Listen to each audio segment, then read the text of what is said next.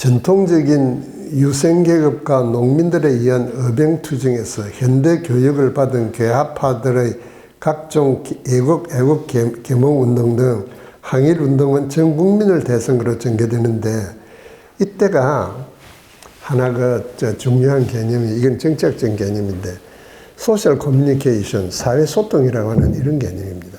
이게 중국이 왜 공산화가 되었느냐. 여기에 가는 한 사람의 책이 있는데, 존슨, 무슨 사무엘 존슨이 아니고 무슨 존슨인데, Chinese Communism and Peasant Nationalism이라는 거예요. 그런 책인데, 뭐냐 하면은, 이때까지 중국인들은 왕이 무슨 소리를 하건, 왕이 누가 되건, 정권이 바뀌어지건 자기들하고는 관계가 없었다는 거잖아요. Emperor is far, far away. 저 멀리 떨어져 있는 것이 황제고, 우리하고는 관계가 없다. 이러는데, 1930년대 항일투쟁 중에 국민당이 일본군하고 싸우다가 패퇴해서 물러가죠. 그러면은 밤에 공산당이 농촌 지역에 출몰한다는 거예요. 그래가지고 농민들을 지원하고 농민들과 같은 한패가 되고, 이래가지고 일본군과 싸웠다는 겁니다. 그리고 농민들의 입장에서도 옛날에는 왕이 바뀌고 뭐 어쩌고 해도 나하고 관계가 없었는데, 이제는 일본군이 들어오면서부터 일본군의 침탈이라고 하는 것이 소위 상류층에 대한 공격일 뿐만 아니라 나의 농토까지도 침해하는 것이다. 나의 이익도 침해하는 것이다. 이래서 상류층의 그런 문화적인 개념이, 이때는 이제 항일운동이죠. 하류층까지도 쫙 이렇게 전체적으로 퍼져나가요. 이걸 소셜 커뮤니케이션이라고, 사회소통이라고 하는데, 이런 관점으로, 이런 방식으로 통해서 전 국민이 통합되고, 이래서 일본을 패퇴시킬 수 있었다. 공산주의가 승리할 수 있었다고 이제 믿는 거예요. 그러니까 사실 유럽에서도 그러지 않습니까? 상류층의 개념이 하류층으로 이렇게 내려오는 것. 영국 왕실에서 하는 것이 기적적으로 내려오고, 그것이 일반 평민들의 생활까지도 내려오는, 그것이 이제 일반적인 방식인데, 그게 이루어지려면 수십 년, 수백 년이 걸려요. 근데 이것이 일본의 침탈을 통해서 단 몇 년 사이에 그런 방향으로 바뀌어졌다는 겁니다. 그것뿐만 아니라, 모택동이 승리한 것도 바로 이런 소셜 커뮤니케이션이고, 티토가 2차 대전 이후에 소련을 몰아내고 유고슬라비아를 통합한 것도 바로 이런 방식으로 이루어졌다는 거예요. 근데 나는 한국에서 이런 민족주의적인 사회소통 운동이 이 시대에 일어났다고 봅니다. 중국보다 훨씬 빠르죠. 어떻게 보면은 내가 이 책에서 발견한 하나의 중요한 개념이고 사실인데, 아직까지도 여기에 대해서 언급한 사람 난 못 봤어요. 초기 일본과의 관계는 오히려 일본이 협조했어요. 왜냐하면 자기들의 동맹국인 영국에서 나오는 신문이 나왔으니까 당연히 일본에게 협조할 것이다 하면서 대한메일을 많이 이제 구독했다고 합니다. 근데 이것이 이제 바뀌어지는 것이 앞서도 몇 번 나왔는데, 나가모리 플랜에 대한 글이 나오면서부터 거기에 대해서 대한메일이 비판하면서부터 시작되는 겁니다, 이게. 근데 내가 이 나가모리 계획에 대한 대한메일의 비판한 걸 봤더니, 윤치호 글이에요. 윤치호가 자기가 이런 식으로 비판했다는 것을 영국 공사관에 보내더라고요. 보낸 그게 하고 똑같은 글이 대한메일에 실려 있어요. 그때 대한메일에는 이제 윤치호라고 하는 이름은 안 나오죠. 이러면서부터 이제 대한메일과의 관계가 이제 악화되는 겁니다. 바로 나가모리 플랜이라고 하는 것이 항무지 플랜, 항무지 개간 계획이잖아요. 일본인 그 상인이 주도해가지고 그래서 이게 얼마나 위험한가 하면은 한국 산야가 말이죠. 혹시 기억하시겠습니다만도 80년대 초만 해도 한강변이 이렇게 쫙쫙 안 됐어요. 비가 오고 하면 바깥으로 이렇게 쭉 많이 물이 나오고 그랬는데 이런 지역들이 전부 다 항무지예요. 항무지. 누구나 가서 계약하고 사실 저 압구정동 현대아파트도 그런 거 아니에요. 거기다가 뭐 이건 내 땅이다 하고 하면은 자기들께 되는 거예요. 그리고 일본인들이 조선 전체의 이런 땅이 아마 조선 전체의 한 3분의 1 정도가 이거라고, 항무지라고 생각했어요. 그래서 만약 나가모리 계획이 성공적으로 진척되었다면은 한국 땅의 3분의 1 정도가 일본의 것이 되고 이것은 곧 주권 안의 주권이라고 평가를 했던 거예요. 주권 안의 주권이라고 하는 것이 아주 이게 위험한 그런 개념입니다. 우리 혹시 12.12 사태 때 보세요. 군대라고 하는 것은 단 하나의 권위에 대해서 복종을 해야 됩니다. 국가에 대해서. 그것이 현 정부고 정부 수반인데 거기에서 벗어나면 곧 반란이 되는 거잖아요. 마찬가지로 그것이 주권 안에 있는 또 다른 하나의 군사 세력이 주권인 거예요, 이게. 군사력을 행사한다는 게. 바로 그런 것이 나가모리 플랜의 핵심이라는 거죠. 이걸 갖다가 깨닫고 이제 윤치호 같은 이들이 이제 반발을 하고 바로 우리 국민들도 나가모리 플랜이 시작된다면은 우리 땅을 다 잃는다. 이것이 바로 농민 제 하층에서부터 최상류층의 반일적인 그런 것까지도 합쳐가지고 항일운동으로 전개된 것이 이 시기의 항일운동인 겁니다. 이게. 항일운동의 성격이 을미사변 이후 단발령 이런 것하고는 완전히 다르게 전개된다는 거죠. 그리고 또 하나 이제 말씀드리고 싶은 것은 대한매일이 반일적이다 이러는데 여러분들 신문 보면은 신문 하루 나오는 기사가 수십 개, 100개 정도는 넘을걸요, 요새는. 기사 하나씩 치면은. 이게 무슨 말이냐 하면은, 대한매일의 기사들 말이지. 대부분이 중립적이거나 친일적인 그런 기사가 많아요. 이 또공이 어느 지역을 순시해가지고 그곳 군수와 담화를 나누었다. 이런 것들이에요.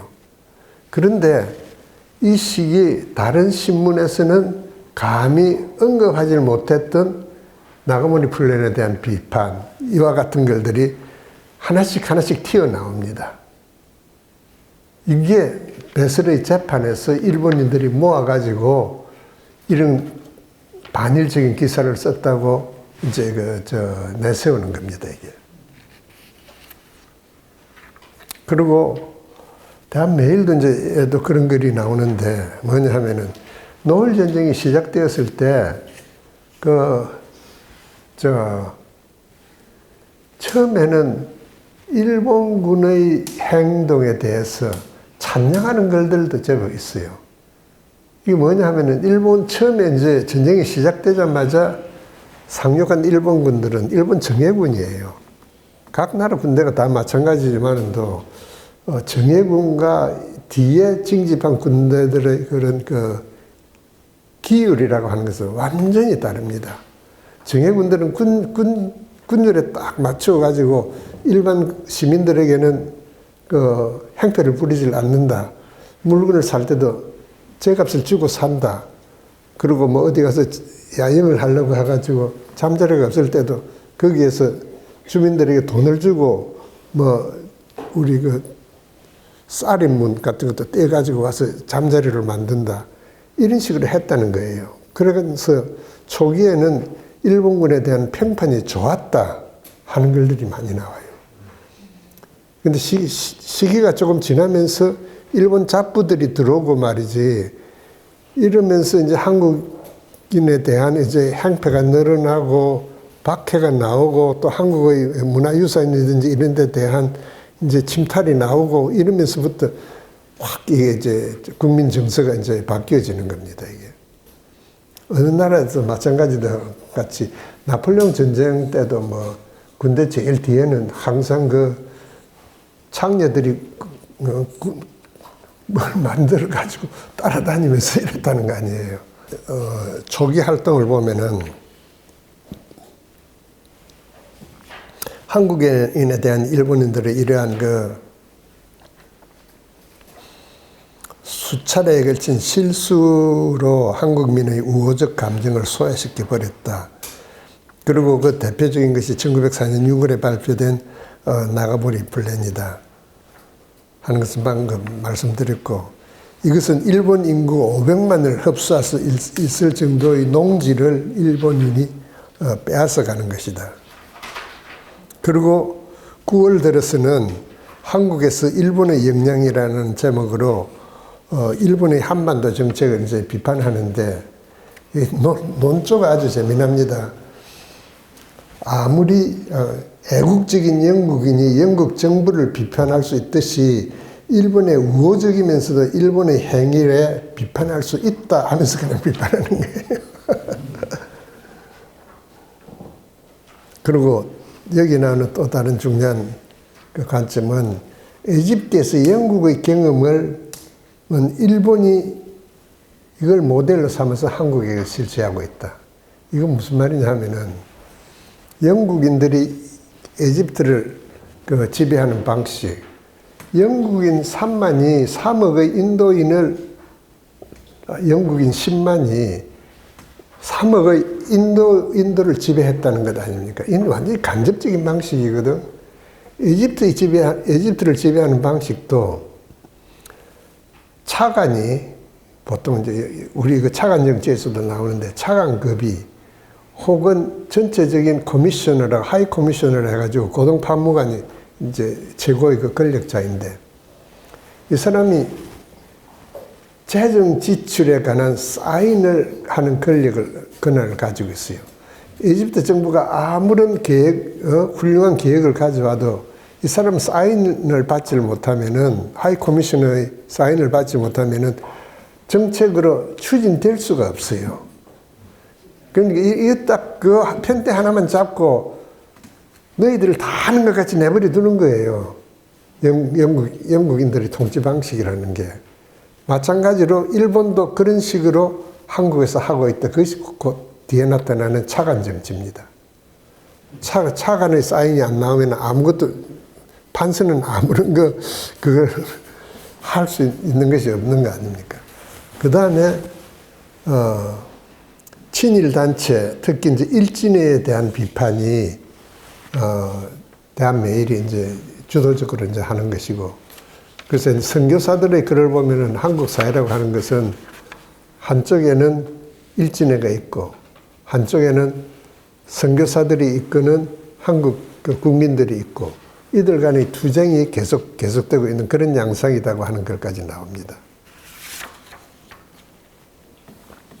그 다음에 대여관계에 있어서 대한매일은 친러시아적인 그런 그 보도를 많이 해요. 나 지금도 기억나는데 만주전선에서 러시아군이 계속 패퇴하는데도 당시 이제 국방장관이고 이쪽 그 극동군 사령관이었던 인물이 크로파트킨인데, 크로파트킨의 진격이 계속되고 있다, 이런 걸 갖다가 대한매일이 계속 써제끼고 있는 거예요. 이거는 아마 고종의 의도를, 고종의 희망사항을 반영한 것이 아닌가 그렇게 생각됩니다. 그래서 이런 상황에서 일본은 제2차 8월 22일 한일 이장수를 갖다가 이제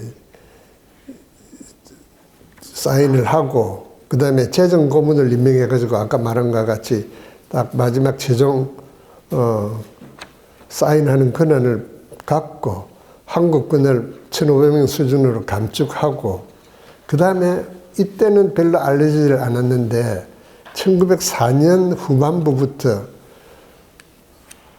비용 절감이라고 하는 명분으로 외국에 있던 한국 외교관과 공관을 철수시키기 시작합니다. 고종이 제일 공들였던 것이 이거지 않습니까? 한국의 독립을 외국에 알리기 위해서 한국 외교관들을 러시아, 프랑스, 영국, 이탈리, 미국 중심으로 해가지고 계속 파견했단 말이에요. 이건 하나 고종의 염원이에요. 이들 나라에서 한국의 독립을 갖다가 좀 어필하라는 건데, 일본이 경비 절감이라고 해가지고 이들을 소환하려고 해요. 이 투쟁이 1904년 후반부부터 을사보호조약까지 1년 넘도록 진행되는 겁니다. 이건 대외적으로 별로 알려지질 않아요. 러시아의 이범진 같은 인물은 그래서 파면시키면 러시아에 그대로 남아있기도 하고 그러지 않습니까?